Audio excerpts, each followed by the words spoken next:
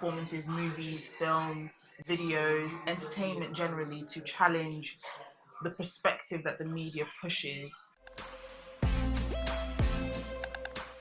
I started essentially in 2012, but in reality I've been writing for much longer. It was Hidden Hearts Drama, and it was something that I did with the support and help of my fellowship group, Precious Seeds, and with a lot of support from my mentor, who basically was like, you write really well, you should put a project together. And it wasn't called Hidden Hearts necessarily at the time. The response was amazing, and then we essentially just decided to give it a name, and then it became Hidden Hearts Drama, and then it was Hidden Hearts Theatre, and right now I'm calling it the Hidden Hearts Project, because it's more than just about drama and theatre. It's evolving to be about young people and about challenging society's attitudes towards us. My biggest inspiration would have to be my faith. I'm a Christian, and Hidden Hearts initially started out as a way to tell Christian stories, particularly tell deep stories that we don't necessarily see in the media, and talk about things that maybe we're not necessarily all that comfortable talking about and dealing with. So things like abuse in families and in black communities and in minority communities, things that are going on in the church. Yeah, it's not necessarily easier to confront abuse in the church in a drama, but it's something that is loud, and people come and watch a drama and it challenges them and it makes them think. Just wanting to really tackle deep stuff, and then it's evolving to moving on just beyond the Christian message, but just generally just how young people see themselves. I'm inspired by that to create more positive images, I guess.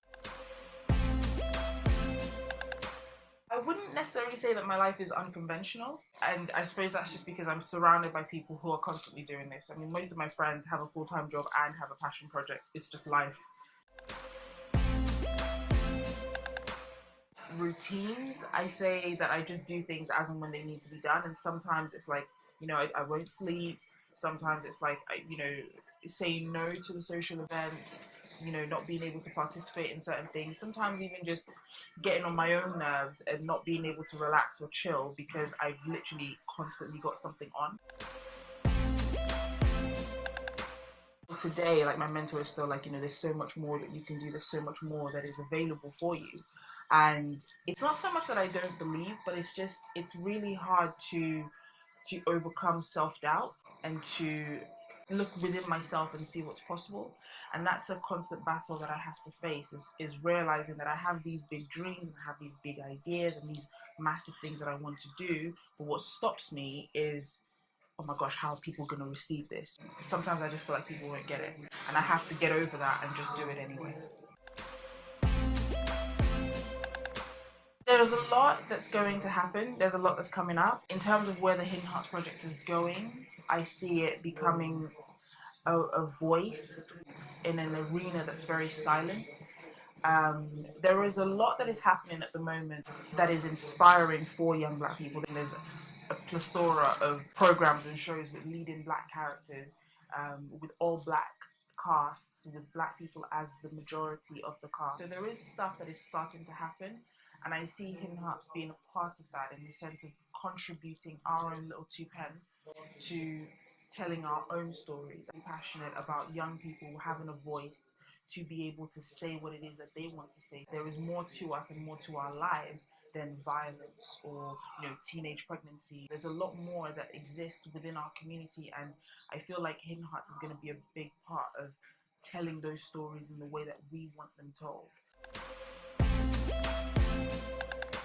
I see myself in the next few years just being able to genuinely do the things that I want to do. The freedom to just be creative and to just write and write and write and write is what I want to do, it's what I love doing.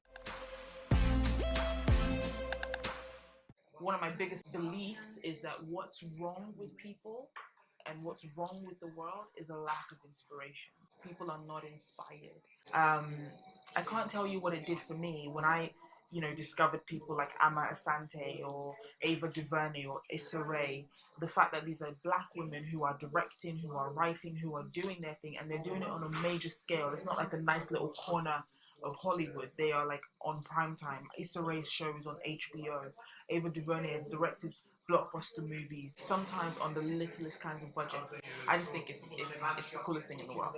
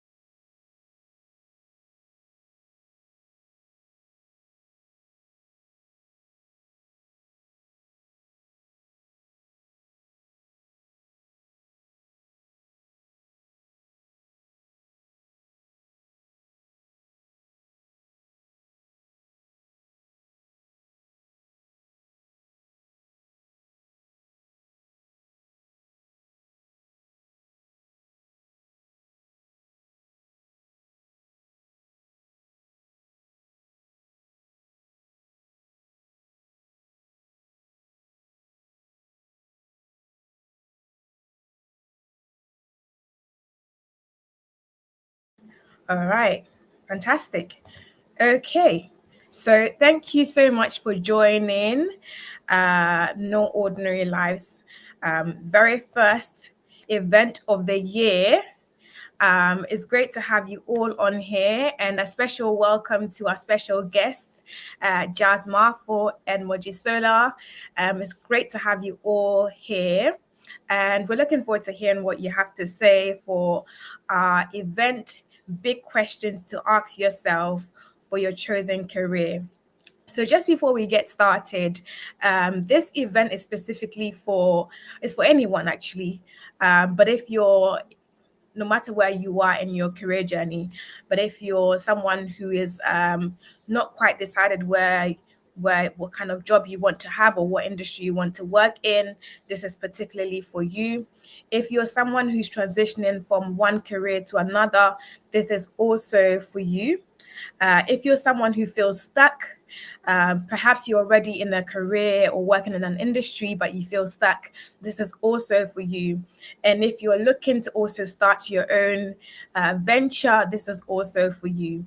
And if you're just generally interested in conversations like this is also for you. So welcome.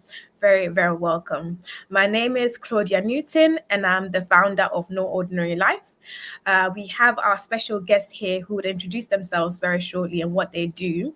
But just in brief, No Ordinary Life is a careers motivation and personal development platform, and we aim to inspire people to pursue their purpose, their passion, and their goals, and to take meaningful routes to get there. So our primary objective is to see people fulfilled in their career, in their purpose. And so this event is very, very important for us to start the year off with. So without further ado, I will invite my guests to share on what they do and I guess the highlights of their career as well. So I will start with Jazz. I'm going to go in alphabetical order. So Jazz, if you would like to introduce yourself, and then we'll have Mojitola after. Amazing. Thank you so much. I'm really excited to be here. My name is Jazz Marfo. I'm a career coach for goal getters, high achievers, ambitious people, the people in your lives who always have a goal. This is something that I've been doing for 6 years. I do it through working with people one-to-one, leading interactive workshops, events, you name it. I have done it in the name of helping folks get to their goals. I believe that if more ambitious people reach their goals in one piece with peace, then the world is a better place. Outside of that, I work full time as a community manager for a tech organization. So excited to tuck into all things multi-hyphenate careers, side hustles, and so on. Highlights of my career is every single pivot that I've made. My undergraduate degree is in hospitality, and I've come so far from that now. The short version is graduated in hospitality, looked up at the folks who I was meant to aspire to, realized they don't make that much more money. They have very beautiful houses in the countryside that they don't ever get to see. Heck, they have children that we've never even heard about, right? Christmas is gone, Easter is gone. You're not even mentioning that you have a child. And, not to say that that should be everybody's business, but it really made me think twice about, is this the path? Is this the industry for me? Is this sustainable for me? And decided no. So took some time out, quite literally handed in my notice without a role to go to, because on top of that there was a lot of burnout happening. And then found myself in property, and then did what you do, when you are a graduate. You go, I've got a degree. Should I be in a job where I wouldn't have needed a degree? What is the career path? What's the long-term plan, right? I need to have those answers from my aunties and uncles. So started to study to be a surveyor, got halfway through that, realized because I was an experienced hire, they were already using me as though I was fully qualified. And when I spoke with the people who were fully qualified, yet again, I was like, you don't actually earn that much more than me, and it comes with a lot of stress. And you seem bored, and I'm bored already. And by that time, that was probably my last, not probably, it was my last experience of sort of a formal corporate environment. I realized that I'm a person that has ideas, and there's only so much that you can tell me, oh, that's a nice idea, but we'll leave it the way it is, before I leave. And that's actually what led to my most powerful pivot, which was into tech, because I said I want to look at the culture. I've got a bunch of skills at this point. There's so many things that I can do. Let me look for the environment, the leadership style that will really help me to flourish and help me to grow. And so, yeah, I did that, 7 years in tech. And then now the organization that I work for is what I describe as tech adjacent, because I help folks get into tech roles and tech careers and pivot. But by like every single measure, I still consider myself a techie. I consider it be the place that not only sort of birthed my business, but allowed me to create the multi-passionate career that I have today. I always describe it as one career with two sides. So yeah, that's the short version of my squiggles. Wow, that's a version. You have been through a lot of different roles. So yeah, this is very, very good to know, because our very own career coach has tried different things, and I guess it's reassuring to know that you don't start off with one particular thing in mind, and you pick up different things on the way. So that's a great start. Thank you for sharing, Jazz. Okay, so next we have Mojisola. So Mojisola, I'm going to hand it over to you to introduce yourself. Yes, we'd love to hear from you. Yes. Hi, everyone. Thank you so much for having me. Thank you, Claudia. It's a pleasure to meet you, Jazz. I think I have a similar story to Jazz as well. All Mm. right. So here's what I do. A career coach, corporate trainer, and talent consultant. Yes, I didn't start my career out this way. And the highlight for me also has been pivoting at different phases of my career. So I started out as a public relations consultant. And before I knew it, I just realized that I found myself in circles helping people with career coaching, counseling, CV, interview issues. Everybody was asking me questions. Looked like I was the only one that had answers at that time. But I didn't realize that this was a part of me that I needed to give expression to. So I just continued while I kept working in the PR industry until it became clear that, okay, so this is a need, and it looks like this is something that you have a strength in. So I decided to focus more, and I started out having job readiness workshops. I was having training programs just to help people, just to guide people. 80% of it was free. I was also helping companies recruit. I was doing this just enjoying help. I was just enjoying helping people, helping companies thrive. And along the line, a very big opportunity came to actually do this and as a job, as a full-time career. And when the opportunity came, it came with virtual internships, giving me a platform. And through that platform, I've been able to have private sessions with over 2,000 professionals all over the world from different continents, ranging from undergrads to entry level to mid level professionals. And one of the highlights for me was also helping um, the younger ones navigate school, from school to the workplace, and the older ones that are taking a career break and are trying to return to work, which were some women from Scotland. So this has just been part of the things I've done. I've had the opportunity to actually help people build thriving and fulfilling careers. I mean, also helping with coaching, career transition coaching as well.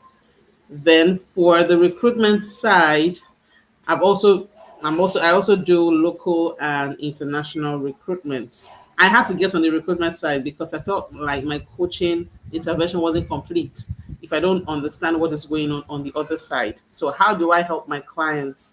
How do I find a balance in helping my clients? So I got into recruitment. I'm able to tell my clients that this is what companies are looking for. This is how you can position yourself for opportunities. This is how you can actually thrive in the job market. So I got into recruitment because of that. And also, I also wanted to see where the jobs were. I also wanted to get into network of recruiters so that I could also help the people I was coaching for those job seekers, the ones seeking for jobs. And for the other category are people probably having workplace issues and they just needed a workplace coach to help them navigate the dynamic work environment. I also offer such interventions. So, and I also enjoy having the opportunity to speak, to teach, and that is why I'm here tonight. So, thank you very much for the invitation, Claudia. Thank you very much, Mozisola. It's great to have you both on here with your experience, your life experience, also, I guess, being the testimony to what we're doing here. And so, just a few housekeeping before we get started. There's not much. There's going to be a Q&A section. So right now it's myself and the special guests having a conversation, and then there's going to be audience Q&A. So get your questions ready, be listening, and if there's anything that you just want more clarity on, you can ask those questions in the Q&A section. Just so it's easier to manage, I'll start to give reminders that the Q&A is starting, then you can start to put your questions down so I can monitor the chat as well. That's really it. That's really it. And it should last till we started at 6:15, so we're hoping to finish at 7:15 for those in the UK or Ghana. And in Nigeria, it's 7 right now. So we're hoping to finish about 8-ish. And then for those of us joining us from Malawi, South Africa, you're 2 hours ahead of me. So it's currently 8 o'clock now. So we should be finished about 9 something. So yeah, those are the times we're hoping to use an hour and a half maximum for today's session. So welcome everybody, and please try to stay awake. Feel free to grab a coffee, tea, and just relax. Okay. All right. So fantastic. And so now we know your background and your story. It's actually very, very important to know. This question is something that a lot of people think about. We're going to break down the different journeys that people are on and what questions they should be asking themselves. But one key question for me, for probably a lot of people, is how is our career linked to our purpose? How is our career linked to our purpose? Are we supposed to, I guess, from what we do as work, we get much fulfillment from that. But how is our career linked to our job? How is our purpose linked to our career? Let me put it that way. And who can I go for this one? I'll go for Jazz, because alphabetical order. Yeah, I think that's a powerful question. I can relate it to my own experience. So I always say to people, I feel like I do the same thing in both sides of my career. So be it as a community manager, be it as a coach, my role is really to help folks connect to themselves and to help them. That's it. I was put on this planet to help. And ultimately, my career is just a vehicle for that. It's the same that I could say of when I worked in hospitality. When I am serving a bride on her wedding day, when I'm coordinating somebody's funeral or christening, I'm here to serve and I'm here to help.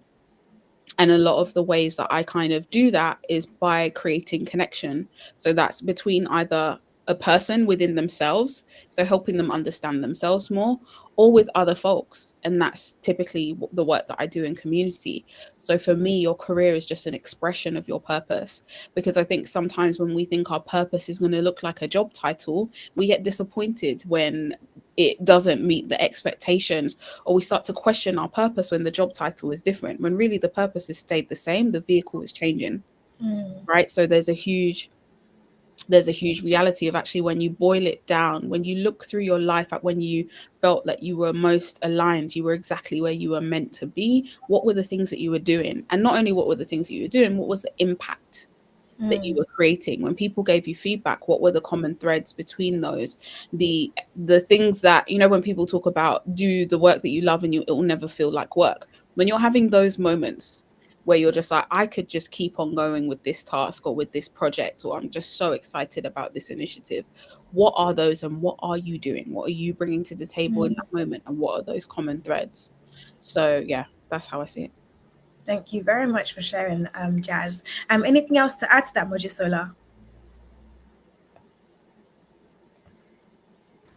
Okay, so your purpose is your why, and I believe it should reflect in whatever you find yourself doing. So it should reflect in your career as well, because that's how you could actually thrive in your career, and that's how your job will not feel like another chore.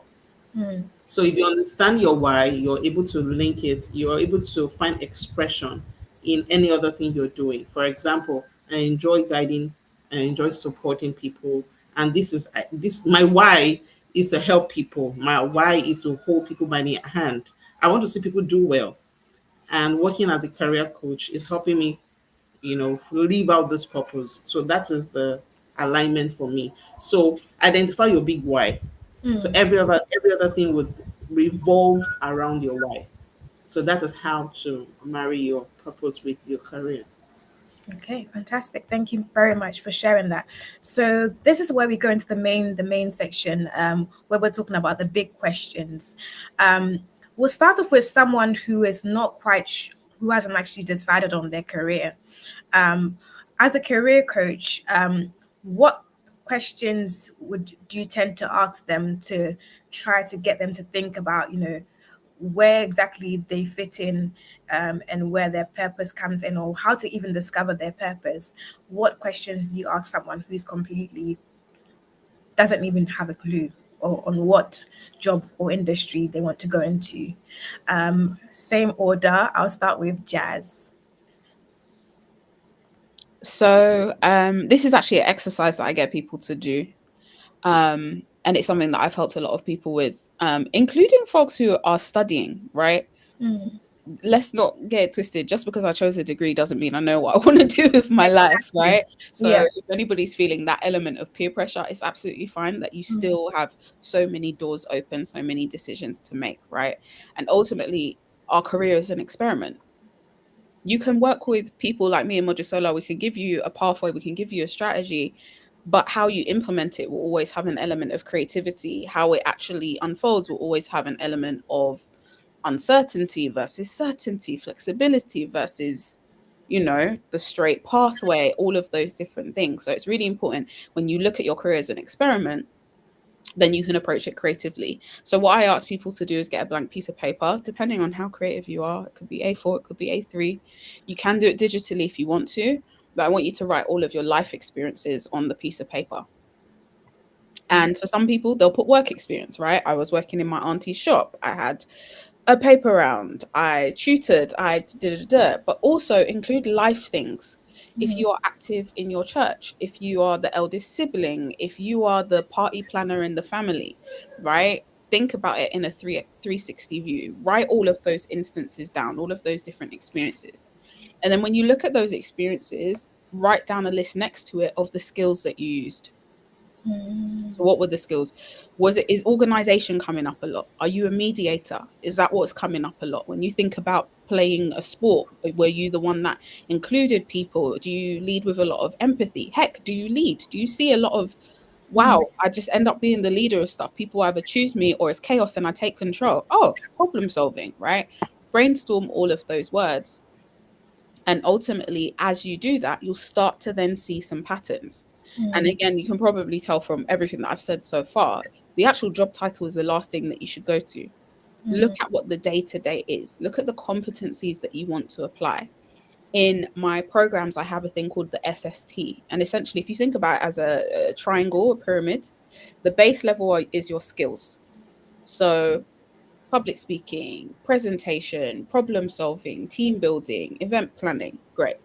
The middle layer is your strengths. So, of that list that's quite big, that's why it's a triangle, these are the things that you are skilled at, right? And when I say skilled at, they could be skilled because you worked hard at them, or skilled because they are a talent, which is actually what sits at the top there, your talent. As you go up this framework, the items get less and less. So you might be able to list off about 50 skills.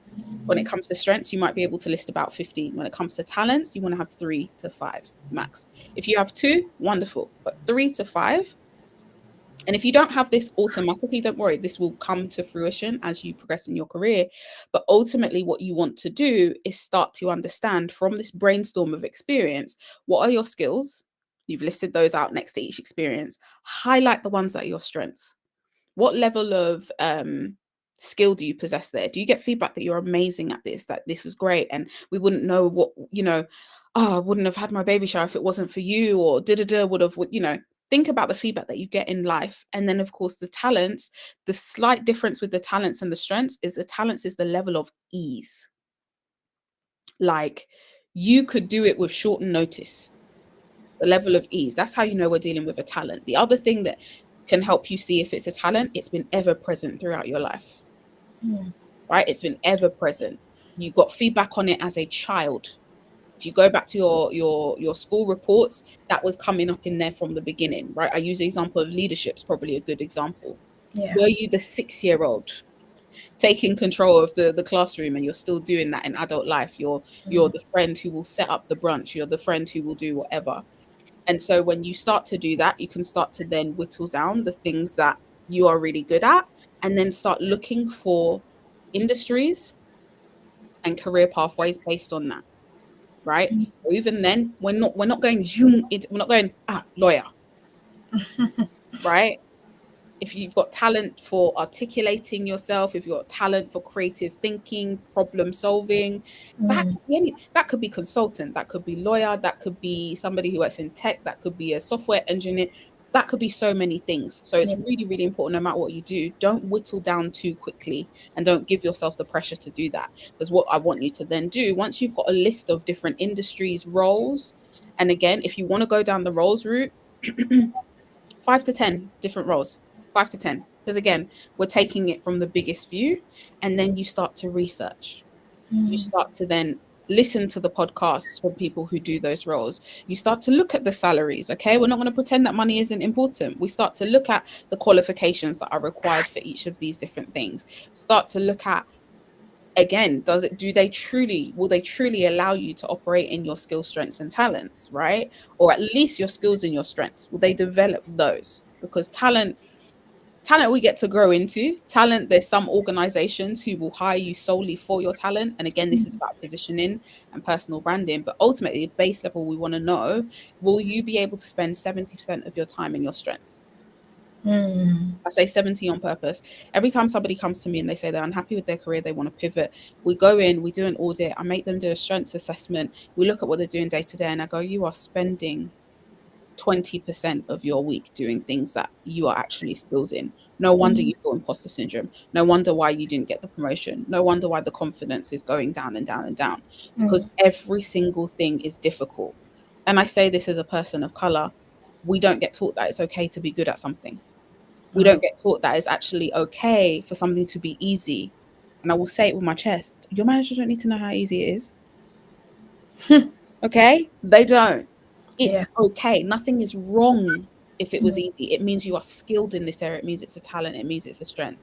So that's the long-winded brainstorming exercise to kind of go through. But the research at the final stage will start to help you zone in on some pathways. Wow, thank you so much for sharing that. So this is a pyramid, a triangle with the T at the top and then the 2 S's at the bottom. So talents top, strengths and skills. And then just rounding up, you said this, you should, well, in your job, ideally you should be spending 70% of your time doing what's your strength. Okay. All right. So the other 20 and the other 10, where does that fit in? Those can be things that are difficult. Those can be the things that you don't like doing, right? Mm, If I look at specific jobs or roles, if I use my day job as an example, I'm a community manager. I love talking to people all day. I can do that all day. I can create programming, create courses, deliver things, do events. All of that is wonderful. It comes with ease and it's valuable to the organization for me to do it. However, if I need to do, let me give an example, handle the internal company politics. If I have to sit in meetings where no action is being taken, right, or certain things, and I'm using these as flippant examples related to my current role, but for some of you, it may be the admin side of the creativity. For some of you, it may be the reporting or the metrics. For mm, some of you, it may be the onerous sort of processes and systems, or it might be a particular software that you have to use. You have to log things on that or stuff like that, right? I've worked with people who work in sales. They absolutely love getting the deal in. Do they update the CRM system? No, they hate that. But it's necessary in order for them to get paid properly, right? So mm, it's like they can't just be on back to back calls and say, I don't do admin because I'm a superstar. No, you need to sit down on a Friday and make sure your notes are updated. So mm. that would look like your 30%, because it Okay. is about us living in the reality that our careers are part of a business and a business has business needs and there are requirements. Even those who work for themselves, I work for myself. I got my 30% in my own business. Mm, There's stuff I categorically do not want to do. yes. There are some things that I do not want to do that I outsource. There are things that I do not want to do that the reality is I'm the only person in the business that can do it. Mm, So I just have to take the good with the bad on the blessing and the privilege that 70% of it gets to be the good stuff. Or again, in my business, it's higher. I'm spending 85% of the time doing and operating in my gifts because I have arranged my business that way. Wasn't always that way. mm. Okay, fantastic. Thank you very much for sharing that. So another question, well, it's not really a question. Maybe you can tackle it a little bit later. But you mentioned how you might have to go back in time to ask yourself, what was I as a child? What was I doing as a child? So basically, in this process of questioning, you need to involve other people. It's not just about, self-reflection. It's also about asking other people, your family, your friends, to also give you that feedback as well. Okay. So I suppose, could it also, if you someone that's worked before, it could also involve maybe looking at your appraisals from previous work, and maybe things that you were even cautioned on, and then say, okay, that's definitely not a strength for me. Okay. All right. Thank you very much. Mojisola. Okay. She's back now. Um, Yes. Okay, Mojisola. So I was going to ask you for your your set of questions that you ask people who have no idea, no clue, undecided on what they want to do with their career for their career. So yes, over to you now. All right. Well, what I would say is I would typically ask similar questions that Jazz asked. I Mm, mean, we are career coaches. Okay, so we have that's more like the manual way, but we also have faster ways. Those are digital career assessments. mm, Probably if you don't have the time to go into lengthy engagement. So I just want to take it from where she stopped, where she said that to look for industries that matches these your skills, your strengths and talents. Now you can't just decide and say, okay, I'll be great as a lawyer. The next step you should probably take is what we call informational interviewing. mm, So informational interview are informal conversations you're having with a senior professional working in your career field of interest. You want to do your research to be sure you want to mm, delve or explore that career path. Because for what we know, your skills could be aligned with so many career paths. Maybe an event manager, a product manager. You can't be everywhere, mm, but you can start having conversations called informational interview. The informational interviewing process to decide which one you want to explore. What does it take to thrive in this industry? What are the challenges? What skills do I need to have? What do you enjoy most about your job? Start asking questions before you decide. If you shouldn't just choose a career because of the financial reward. mm, It should be something connected to your purpose. It should be something that you enjoy doing and will never feel like a chore. even when it becomes challenging. So that will be the next step from where Jazz stopped. Start having informational interviews with professionals working in these industries, in this career path. Ask the right questions. Then go Mm, back to your drawing board and ask yourself, which do I want to explore first? And continue networking from there and continue upskilling. For mm, me, I started my career as a career coach as well. But it was easy for me to transit when I realized that, okay, I think I do this so well and I could actually pay more attention to it. It speaks to a lot of my strengths, anyways. Though I didn't do any informational interviewing. mm. So you might say, okay, maybe it was an accidental pivoting for me, but it worked well for me. But there's a better way to go about it now. Ask the right questions, speak to senior professionals in those career paths. Yeah, that's what I would add to what Okay. Jazz said. Okay. So essentially, it's basically networking. Um, Yes, so this is where absolutely. I guess in the digital world, LinkedIn helps, but also in the physical world, you Yeah. might know people who are, or you might have friends who know someone who's this or that. So bringing them in and gathering that information straight away. Mhm. Okay, thank you very much for sharing that. All right, so I hope you're taking notes. I've been putting some notes in the comment section, and so hopefully people also share their own stories. I can see Walter's written there quite a bit here. Okay, so I'm just kind of going back to the beginning. We tend to have, I'll say, especially in the African culture, you kind of have, family or friends, saying this one is going to be a lawyer, this one is going to be a teacher, or sometimes it's just automatic. There's not even an assessment of exactly what you are good at. It's just my daughter is going to be a doctor, or whatever it is.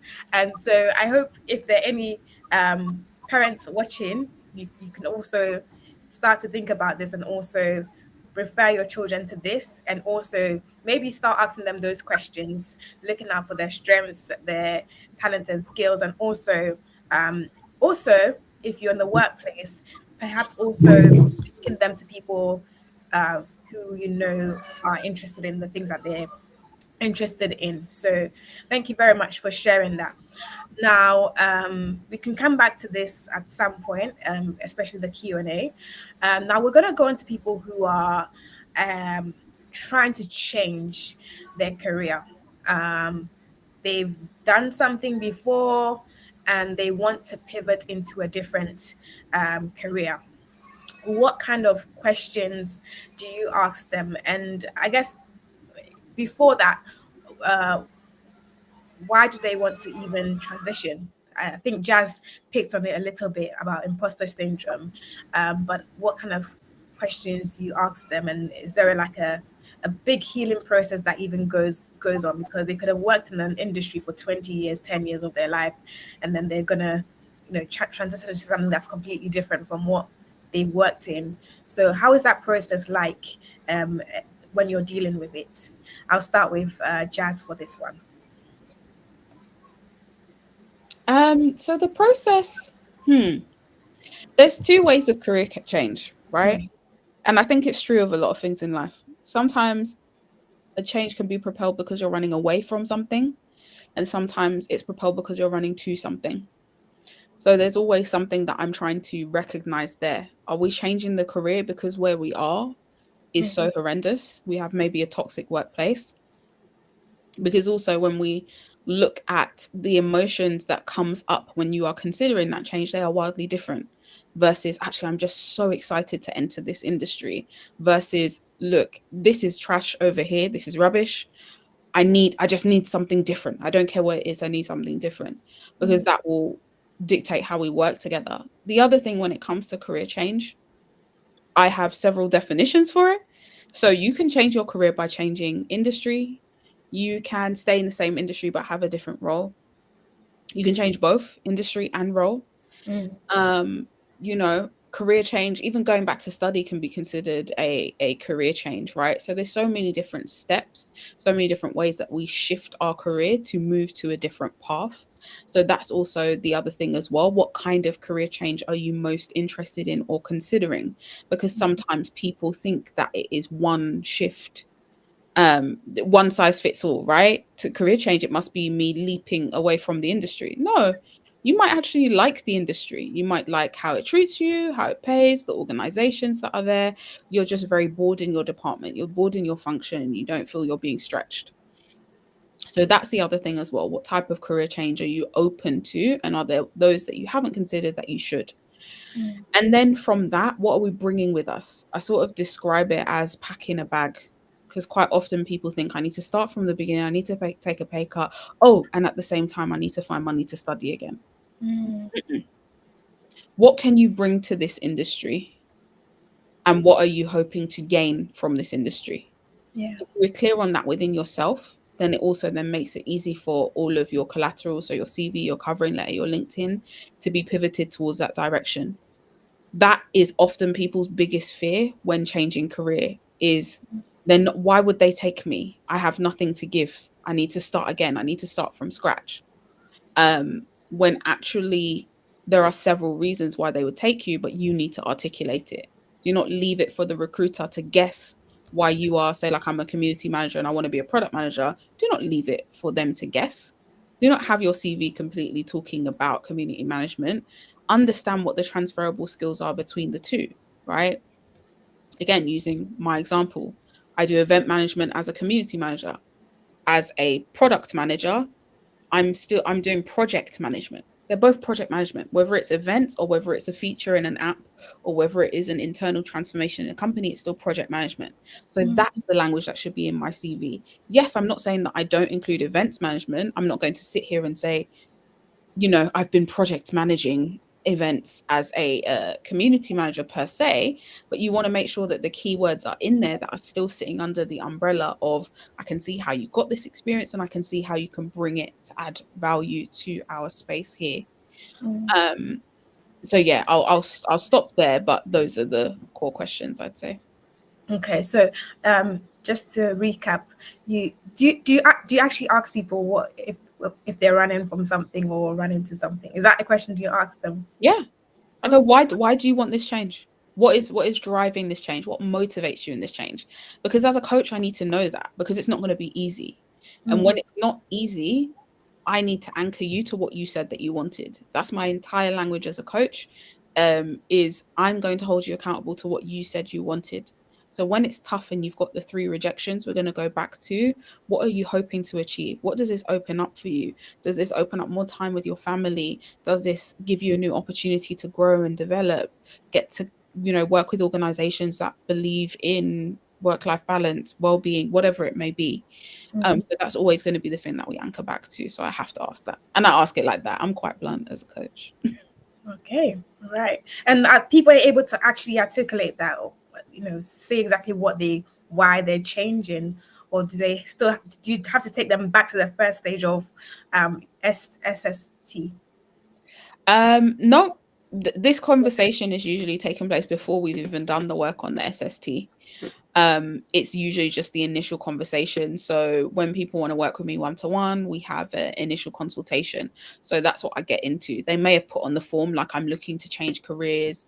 And typically they put some information like, I'm stuck here, I'm not being promoted, or I want more money, I want more freedom, I want more time. But we try and get a lot further into that, because also that helps to understand the urgency.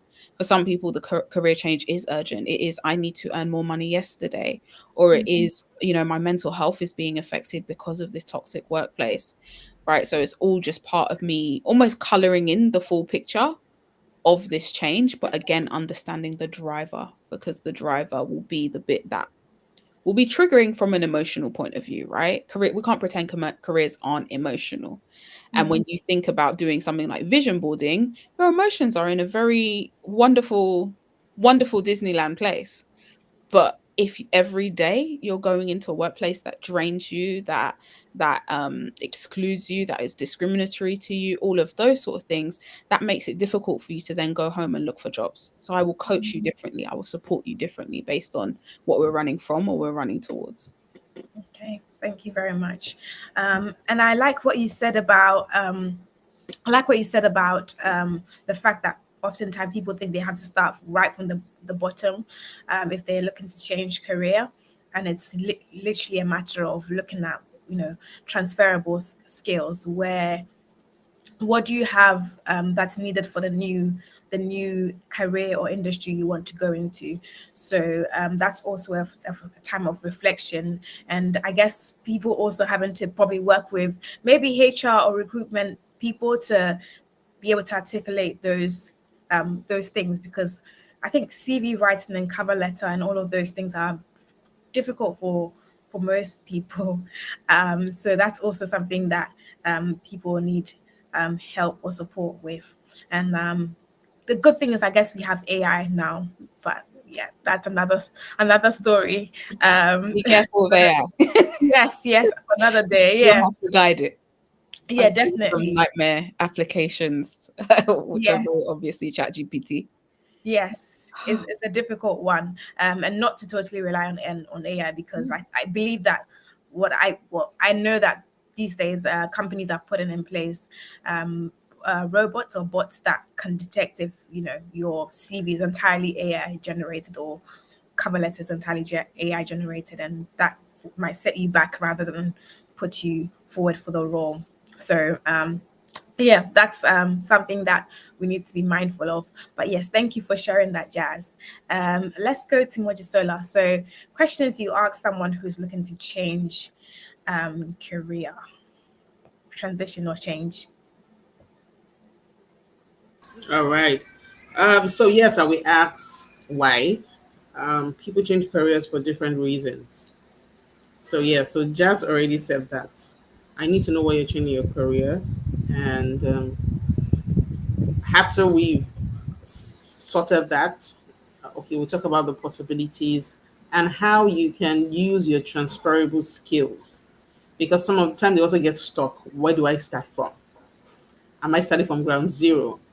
Take for instance, a finance person wants to change to an HR role, and HR is broad. We have the operation side and the strategy side of HR. And for the operation side, you have the recruitment, you have the payroll. You're already good with numbers. Could you consider, leveraging your strength in that payroll side of HR? Also, your other there will always be transferable skills that will be useful for your new career path. So I would just help the person identify the new after we've identified the new career path. They will talk about the skills required to thrive in that career path. So you can just do a personal skill gap analysis. The skills I have, the skills required, and the ones I need to, the skills I have, the skills required in that new career path, and the ones I need to learn to thrive in that career path. So that's what that personal skill gap analysis will also help in doing. But the foundation still has to be, why do you want to change your career? And it's very important that you're changing for the right reasons. Otherwise, you find yourself hopping maybe every year or as often as possible. So it has to be a very justifiable reason for wanting to change. For some of them, like just said, it might not be from a change of industry, probably a change of role in the same industry. While for some, it's a change of industry. Yeah. For most people, they're probably saying, "Oh, I want to go to tech. There's so much money in tech." Okay, yeah, there's money, but why do you want to do tech? Do you really have that interest? Do you really want to go stay in the it's okay to change after 2 years, it's fine, but ensure that you're transiting with a purpose in mind. And what are you bringing to the table? It should be your transferable skills. So be able to identify what your transferable skills are, because transferable skills are skills useful for any career path and any career industry. So yes, so those are the questions I'll ask as well. All right. Thank you very, very much for diving deeper into that aspect of things. Okay. So I'm keeping my eye on the time. We have 10 minutes if we were to finish at 9:15. But we have an extra 25 minutes as well if we wanted to go the full hour and a half. Okay. So my next question is for the third group of people who are looking to transition into, or actually who are looking to start a new venture. And I suppose that the two of you will be very able to answer this because you are both, directors of your own company. So for someone who's always worked for someone and they're looking to really just, be their own boss, what questions would you ask them before they take that leap? And I'll start with Jazz. Why? Why is the biggest question why? Similar reasons as before, but even more reasons. Being an entrepreneur is not easy. It's a daily commitment, it's a daily choice. There have been times in my business where I've wanted to throw it in the bin. I wanted to just quit it. Just to email my clients and go, when we finish this session, it will be your last. I'm going to go and hide in a corner somewhere. It is not easy. And part of what makes it challenging is that it is all fueled and powered by you. If I don't show up to work, then the business doesn't function. Even if I'm delegating, things, even if I have a team, I still need to show up. And whether that's showing up in terms of doing the task, showing up to the coaching client session, doing the work behind the scenes. So it's really, really important when it is 3 a.m. and you're working towards a deadline for you to be able to sit there in that chair with your sleepy eyes and go, why am I doing this? I want the freedom. I want to help people. I'm excited by what I'm creating, right? All of the above. Right? I'm not asking why is it some sort of exam that you need to answer some razzle dazzle way. No, whatever is genuine to you is to ask why. And then the next question we go, so I typically, when I work with folks to support them to start their own businesses, be it as a side hustle or full time, I use the business model canvas. There's another one which is similar called the lean model canvas. It is just a way of you getting your entire business idea out of your brain onto one page. So what is your value proposition? Who are you serving? How much are you charging? How much will it cost, right? Those sort of big pieces. I know a lot of people like to go to doing a business plan. I don't believe in it. Unless you want money from someone else, do not waste your time creating 25 pages of what you will do. Create something that is agile, that gives you the overall concept and that you can then turn into action, right? You can turn into a checklist because you don't have a business until you've made a sale, and you don't make a sale until you take action. So what I would say is the biggest thing in that is, what is the problem that your business is solving? And that can be answered whether you have a product business or a service business. What is the problem that you are solving? And you have to be laser focused on that. And then that's where we start to get into the details of how are you uniquely positioned to solve that? How are you genuinely solving that? How can you test that your product or your service does actually solve that, right? And all of these questions essentially start to give you a bit of a to-do list. But it's always, for me, it's always going to start off from why. And then the second step is we're going to do that business model canvas and get the bones of the idea out onto one page. And then from there, you're going to need to articulate or test out, right? Because I don't pretend that businesses just pop up. I think similar to Modusola, I didn't do I didn't take the intellectual path to being a career coach. I experienced it for myself. I said, I like this. I did a certification. As part of it, I had to coach people. I said, I like this. I finished my qualification. I said, see what I was doing for free? Will you pay me? And then the business was born, right? People reached out and said, oh, would you do workshops? I was like, yeah, I'll give it a go. I was experimenting my way through, and there's nothing wrong with that, but I always had a plan. I always articulate the problem that I solved. So those are the three things that I'd say. Wow, thank you so much for sharing that. Thank you. And Mojisola, anything else that you want to add to that? Yes. Thank you. Yeah, I would just add get a mentor. Get a mentor in that line of business as well, just to save yourself from costly mistakes that might occur. So get a mentor to also handhold you. And like she said, entrepreneurship is not for the weak. And that doesn't mean you're going to have more time. I mean, it's not 8 to 5. There's never more time for an entrepreneur. You have to stop yourself from working because you don't have a start time and a stop time. So don't get it twisted that, oh, I'm going to regain my life if I start my own thing.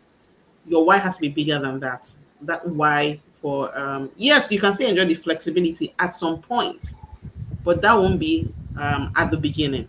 Never. If you really want to build something that's going to last, you have to go all in and be ready to stretch, be ready to work 24/7. So get a mentor. Just going to add to that. Get a mentor. Get a mentor. Thank you very much for sharing that. So I hope you guys are taking notes. Your why, problem solved, and get a mentor. Okay. So if anyone out there is looking to start a venture, it doesn't have to be a profit necessarily. It could be a non-profit. It could be, for those of us who are Christians, it could be ministry. You need all of those questions answered before you venture into it, so you can actually, and I like the aspect of also experimenting as well before you take the full leap as well. Thank you very much to the both of you for sharing that. I think we'll start the Q&A very, very shortly. I have one final question. Let me have one final question, and that's related to where does personality come into all of this in terms of choosing career? We have commonly extrovert, introvert. Where does personality come into all of these questions? The strengths, the skills, informational interview. Where does personality come into this? At which stage do you ask that question, or how do you help them to know as well? I'll go for Jazz. I don't really ask that question explicitly. Okay. Every single exercise that we do is for them to get to know themselves better. So any reflective exercise, they're gathering that together as their own sense of self. So there is a space where arguably, as much as we don't talk about it explicitly, it's integral to everything. If I don't know my own personality, then how can I ever think that I could choose the perfect work environment, the perfect industry for me? Right? One of the most common questions that you get when you're applying for a job, if you get through to the phone screen, and whether that's with a recruiter or the hiring manager, they go, what kind of environment do you thrive in? Or what kind of environment do you enjoy? Or even, ones that I've been hearing about most recently is, folks double checking, hey, this role expects you to be in the office 2 days a week. How do you feel about that? Right? And that's not a yes or no answer. You can't say yes to that. That's a bit of an awkward response. That's a space for you to showcase your personality and go, actually, I'm very happy with that. I prefer to do my focus work at home, but I do like to socialize with my colleagues. So those in-office days are really valuable. I need to know myself in order to articulate the answer to that. And organizations want people who know themselves, for better or worse. They want you to show up as you so that they know whether you'll be a culture add or whether they may be challenges. Right. So I think it's as long as you're doing your work of getting to know you and then doing the work of articulating you, which is something that a coach can help you with throughout both sides of that, then it's about finding the right fit for your personality. Okay, thank you very much for sharing that. So that was my last question before Q&A. So while you're getting your questions ready, would you still like anything else to add to that question? Yes, I don't ask the question expressly as well, but I also add adaptability, be willing to adapt. For example, people used to think networking is an extrovert thing. Not true. You can be a great networker as an introvert. So just learn the language of adaptability, regardless of your personality, because adaptability is very key in thriving in your career. Yeah. Okay, thank you very much for sharing that. Okay, all right. So we are now into the Q&A section of our interview. So I think we have one question in the chat, which I'm going to show. And that was from Walter. If anyone else has a question, please pop it in the chat as well. All right. So if I can find it. So Walter says he has a big love for the media space from childhood, and he's tried many times to get an opportunity in that space, but he hasn't been able to get any opportunities in the media space. So he told himself that if he's not able to get a job In the media space, he would give up completely because it's heartbreaking to be turned away every single time. What should he do? Oh, okay. Good question, Walter. I guess we'll go for Mojisola, since you're already on my screen. How would you coach Walter through this problem, issue he has, situation? Okay, definitely. The first question I'll ask is how the process has been. What has he been doing? Definitely, we'll walk. I'll tell him to walk me through that, and I would see where the loopholes are. It's possible he's not going about it the right way in getting it. So I have to ask certain questions. Who have you been speaking with? Have you been having interviews? What has been the feedback? Let me take a look at your profile, your CV, your LinkedIn. What skills do you have? How have you been performing at your interview? So definitely, I could identify something from his answers. So it's not possible that he cannot get a job in the media space. It's just probably he's going about it the wrong way. Okay. Thank you Yeah. very much for sharing. Anything else to add to that, Jazz? Media is one of those industries where you have to show up with something. So, as part of that exploration, I do the exact same exploration that Mojisola mentioned. As part of that, I'd want to understand how you evidencing your skills. It can't just be I have a passion for media. It has to be here's what I've done in my community. Here's something I've done in my spare time. The roles in media are in high demand. So doing things like this allow you to stand out, but they also de-risk you as a candidate. Quite often we don't realize this when we go for interviews that ultimately when you're given a job, the reason there's a probation period is because you're a risk. Okay, you spoke really nicely in the interview. The CV is wonderful. That's great. Let's see if you can actually do the job. So if there are spaces within your profile, within your LinkedIn, where you can start to demonstrate that you can do the job, right? You can start to demonstrate that you have ideas. You can demonstrate that you can work in a team, right? Doesn't even necessarily need to be completely directly related to media, because I know sometimes you need a budget, you need equipment, etc. But the creative industries, they want evidence for your application to be de-risked. Mm. The second thing is, how are you defining getting a job in a media space? Are you applying for your dream things? And I say that not to dishearten anybody who is listening to this, who you know exactly what role you want to be in. That's absolutely fine. Look at it in a longer term lens.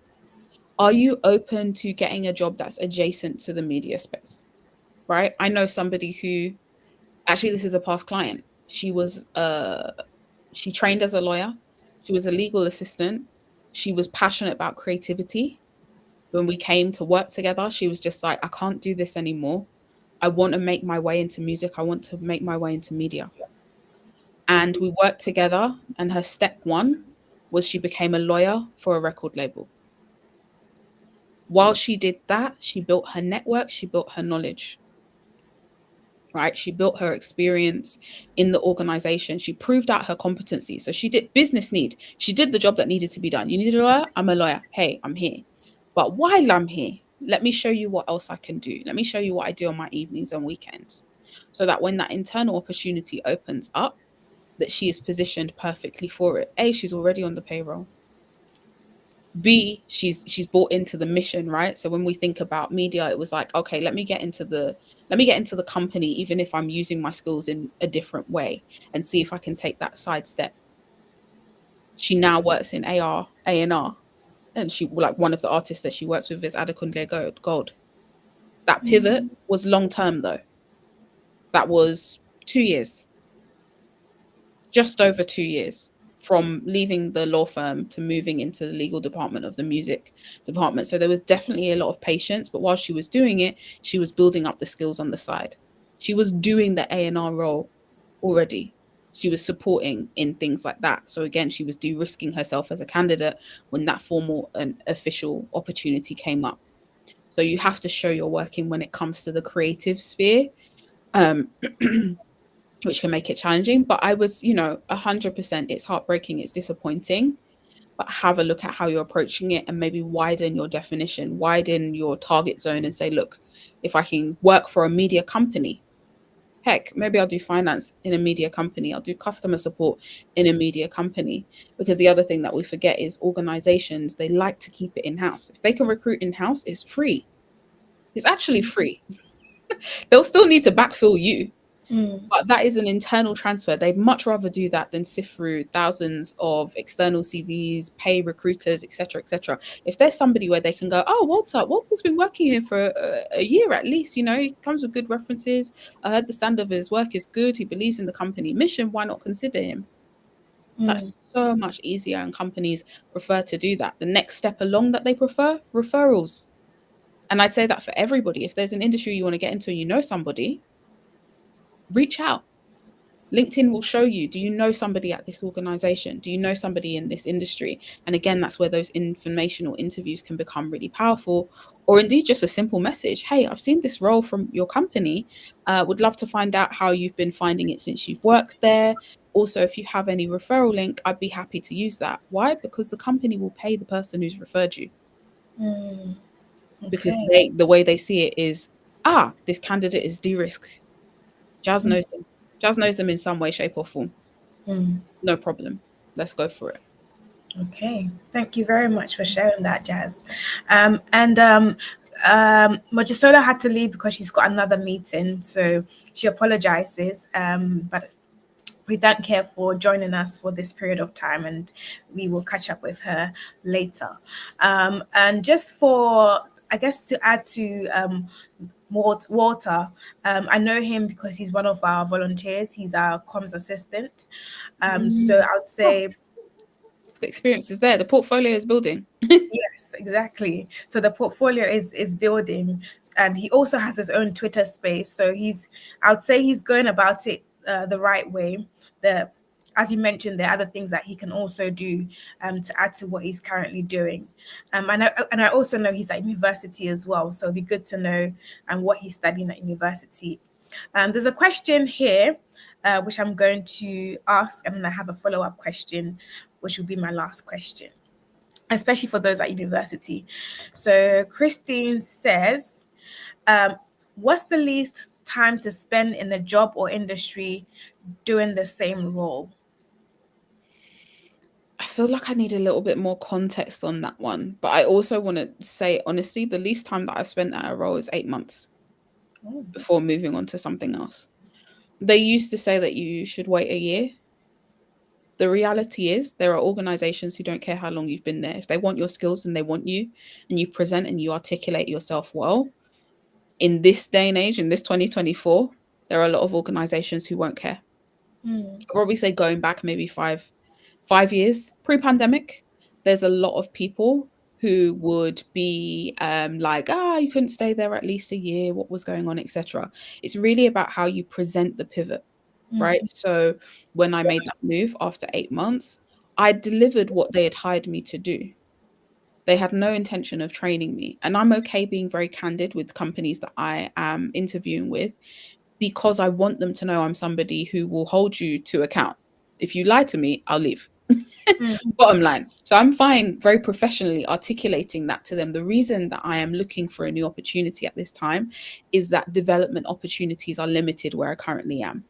I've delivered on all the objectives of my role. I believe that I've added value, but for me, I value growth.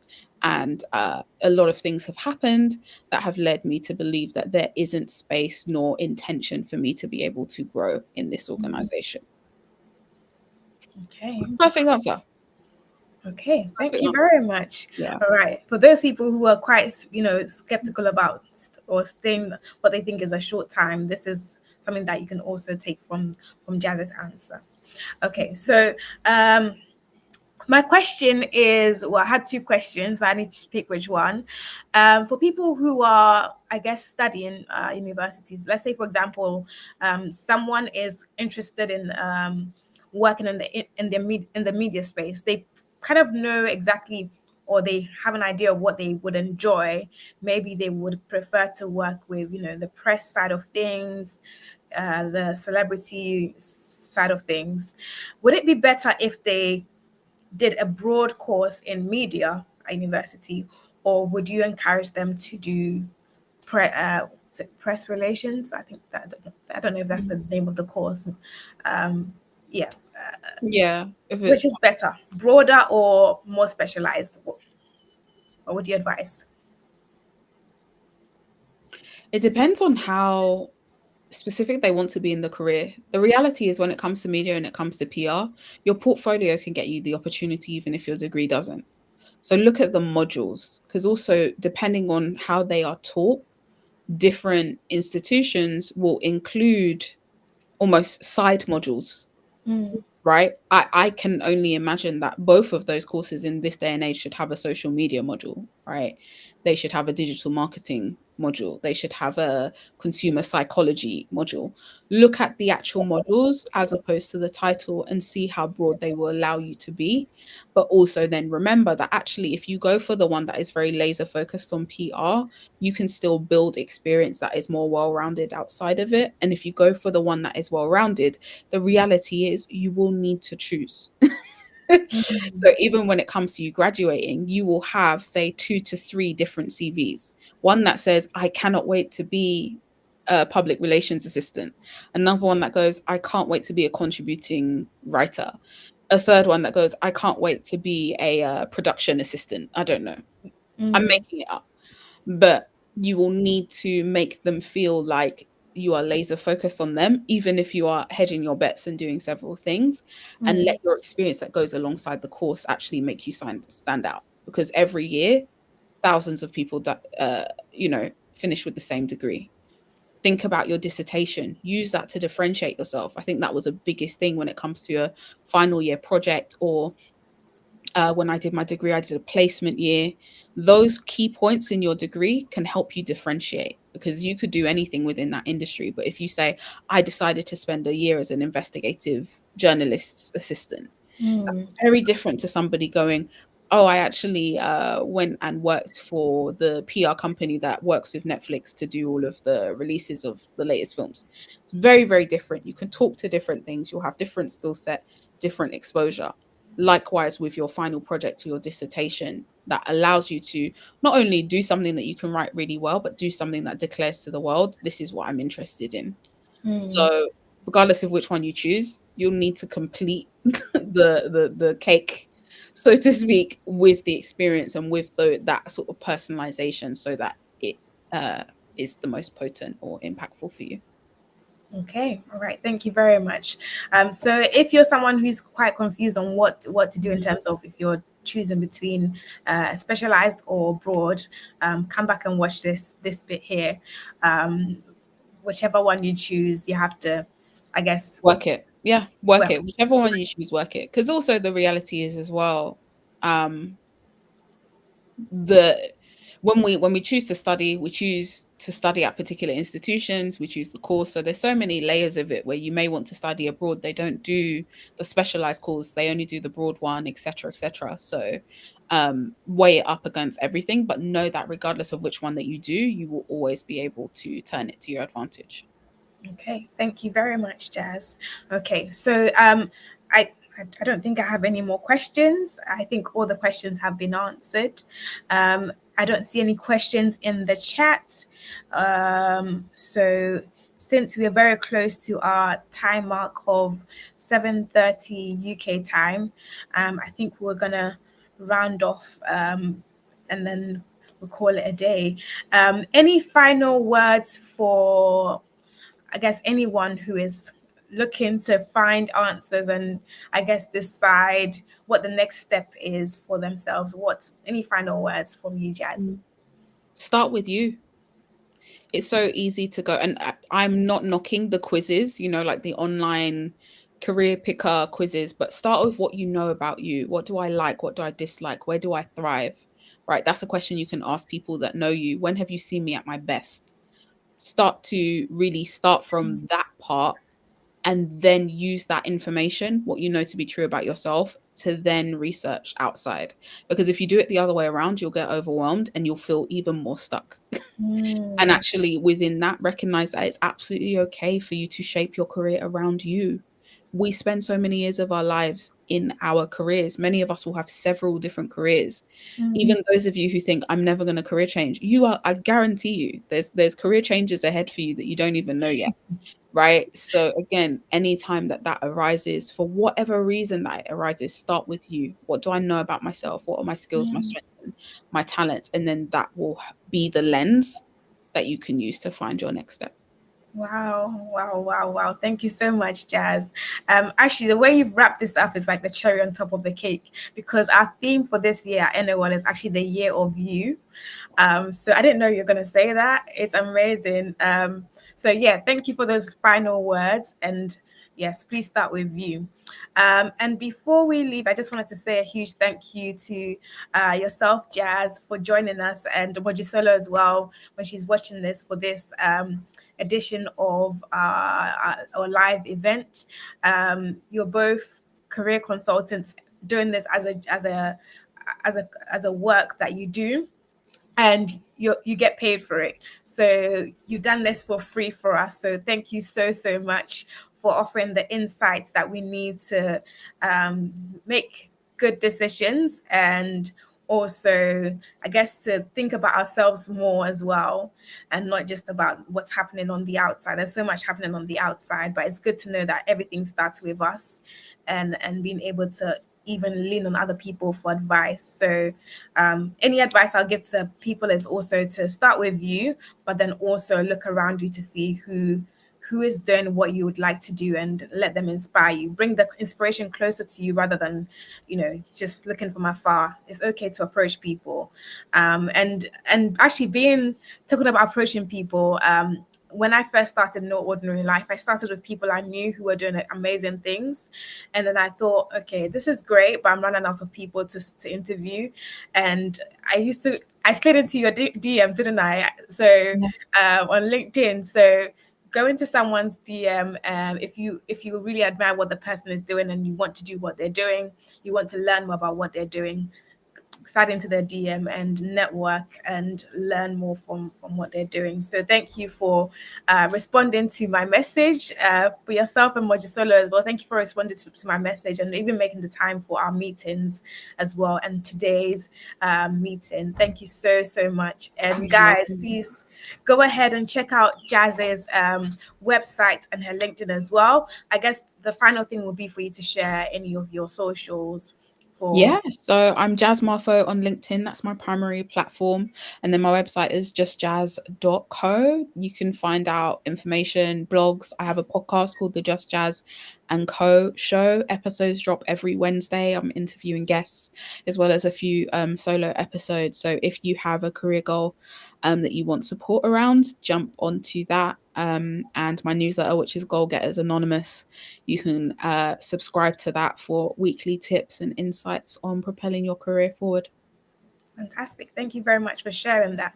And since Mojisola is not here, I will do her little promo for her. So you can follow Mojisola on LinkedIn. I'll put her details in the chat. Just type her name and you find her. She's a founder of Career Lane, which is also a careers platform, where she interviews people of different professions. And she's also the founder of the Assistants Hive, which trains virtual assistants to get roles all over the world. So you don't have to be limited to wherever country you're joining from. You're able to work with clients from anywhere in the world. So do reach out to her if you're interested in that role.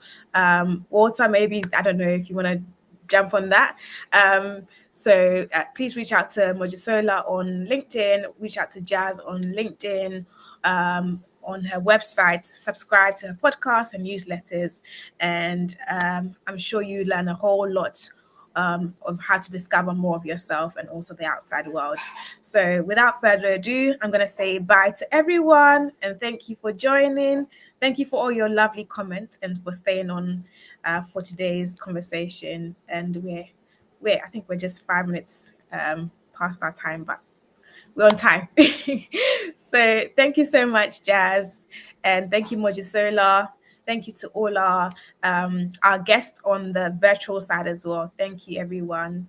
Take care and bye bye for now. Bye, everyone.